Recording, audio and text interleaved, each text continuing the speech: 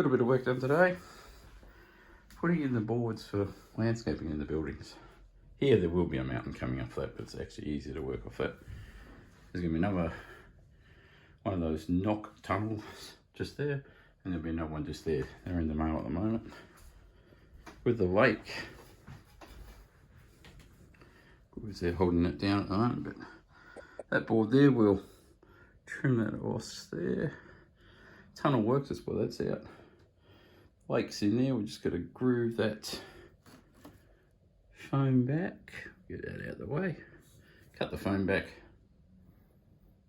Make it a bit more of an edge. And I've got some Noch reeds coming as well, so make that a bit more of a feature. There will be another hill just there. Yeah, it'll be the same height as that.